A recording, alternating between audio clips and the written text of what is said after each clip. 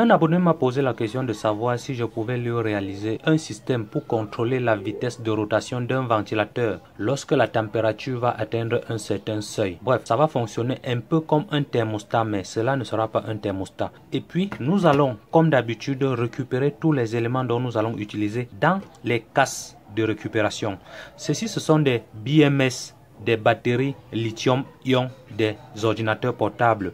Et comme vous pouvez voir là, par analogie, vous avez des éléments qui se ressemblent. Vous pouvez voir les différents éléments qui se ressemblent. L'élément que vous voyez en question, c'est une thermistance. Donc, c'est un élément dont la résistance va varier en fonction de la température. Donc, initialement, il peut être à une valeur de 10 kg. Et lorsqu'on va chauffer sa jonction interne, la résistance va baisser. Et lorsque la résistance va baisser, on va appeler que c'est une CTN, coefficient de température négative. Par contre, on a d'autres composants qui sont coefficients de température positive. Lorsqu'on chauffe, la résistance augmente plutôt. Ces mêmes CTN, vous pouvez trouver sur certaines cartes électroniques. Voilà comment ils se présentent. Ça, c'est une CTN.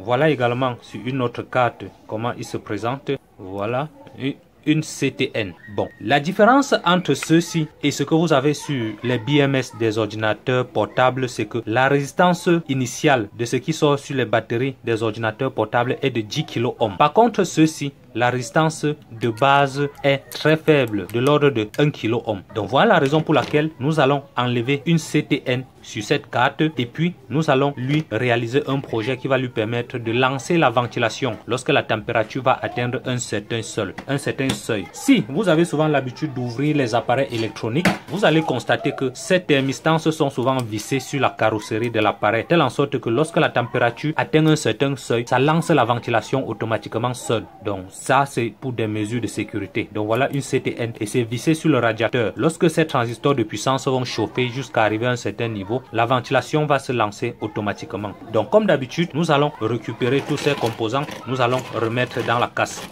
Nous allons mettre de côté et je vais vous proposer un montage qui fonctionne normalement. Donc voilà le ventilateur, voilà le câblage du schéma qui est câblé et voilà la CTN que nous avions montée. Et c'est ce même composant que vous pouvez voir là. C'est une CTN. Également, voilà encore un autre modèle de CTN. Donc c'est la même chose. Donc, vous voyez que ça se visse sur le radiateur et ça fonctionne toujours. Donc nous allons, pour des mesures des essais, nous allons enlever une pièce et puis nous allons effectuer des mesures de telle en sorte que vous devez avoir un peu une idée de comment ça fonctionne. Donc, je vais enlever le composant, la CTN en question, et puis nous allons utiliser un multimètre pour tester. D'accord, je vais d'abord poser là, ensuite je vais prendre le multimètre et je calibre le multimètre sur mode résistance et puis je vais connecter sur les bornes. Puis vous allez voir la valeur de la résistance.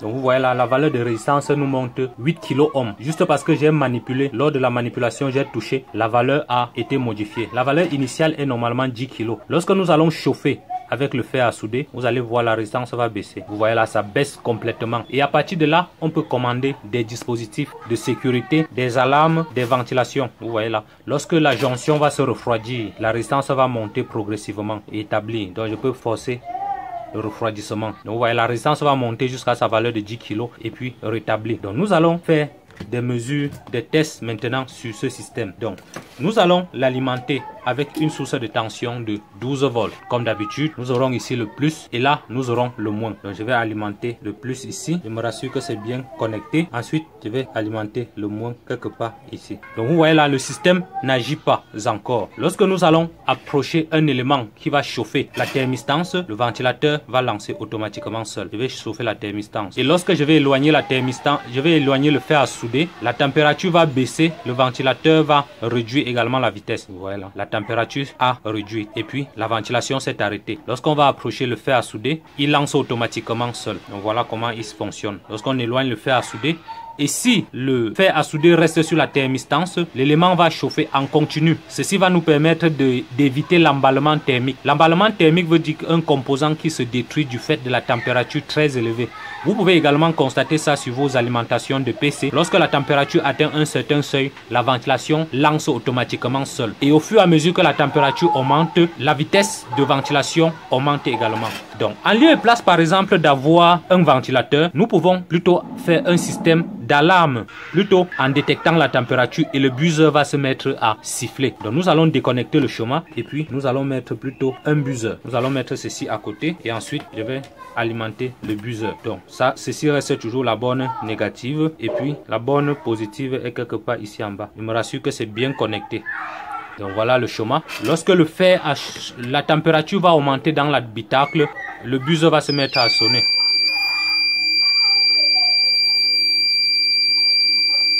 Lorsque la température va baisser normalement, le buzzer va s'arrêter automatiquement seul.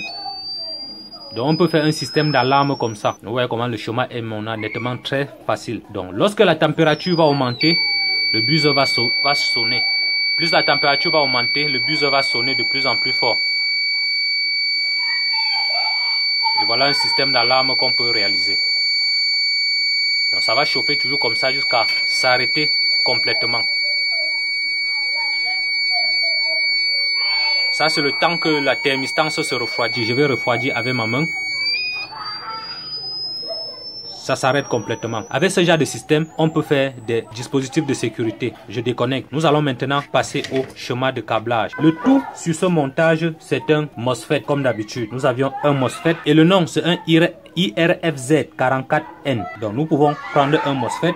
Nous allons prendre le MOSFET, nous allons mettre là au centre, d'accord. Et là, il y a une diode Zener, d'accord. Voilà le MOSFET en question. Nous allons faire un pont diviseur de tension. Nous avions ici une résistance. C'est cette résistance que vous voyez là. Et la valeur est de 2,2 kg. 2K2, ça veut dire 2,2 kg. Et ça vient à la base. Et puis, nous allons prendre ici pour aller au potentiel de référence. Nous allons prendre ici et puis nous allons appeler ça GND.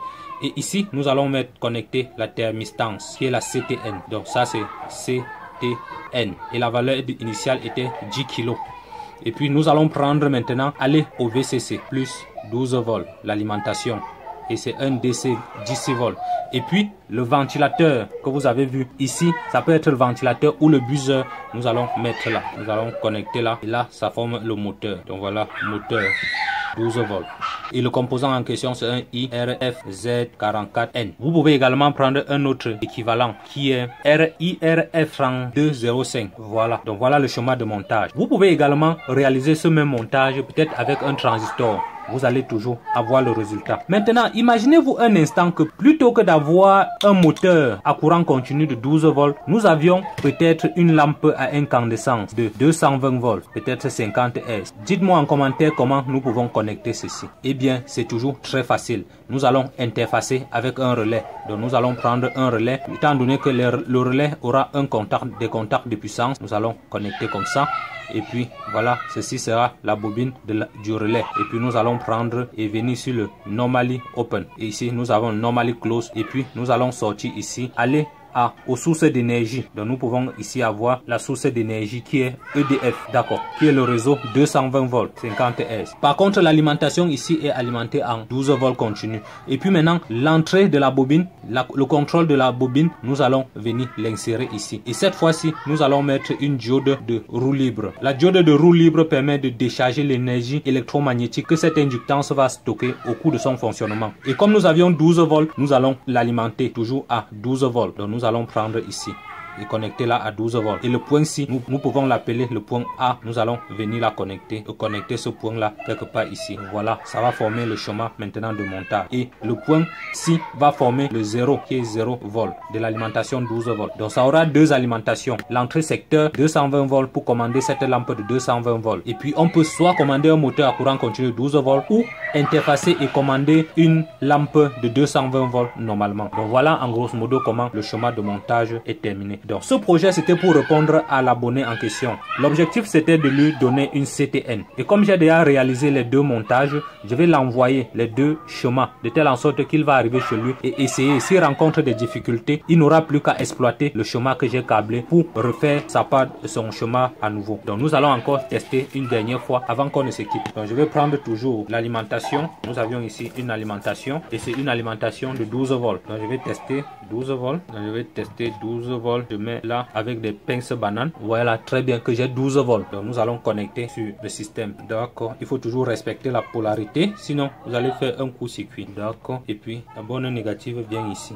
Lorsque la température dans l'habitacle va chauffer jusqu'à atteindre un certain seuil, ça va lancer la ventilation automatiquement. Pour ce faire, je vais chauffer avec le fer à souder. Vous voyez là, la température essaie de lever. Je peux mettre la tête là. Très bien. Voilà comment le chauffe-eau monte. Le chauffe-eau fonctionne. Et plus la température va s'adoucir, la ventilation va s'arrêter automatiquement seule.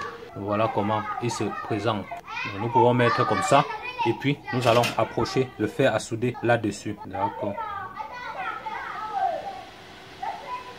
Voilà comment le chauffe-eau fonctionne. C'est relativement très simple. Très souvent, vous allez poser ceci sur un radiateur, puisque c'est un élément qui va chauffer énormément au cours de son fonctionnement. Donc vous allez poser comme ça sur le radiateur et l'élément en question doit se coller également là. Donc vous allez coller également cette CTN sur le radiateur, de telle en sorte que lorsque le radiateur va chauffer, ça va chauffer la CTN et puis la ventilation va lancer automatiquement. C'est tout pour cette vidéo. Si vous avez des questions, laissez-moi dans l'espace commentaire.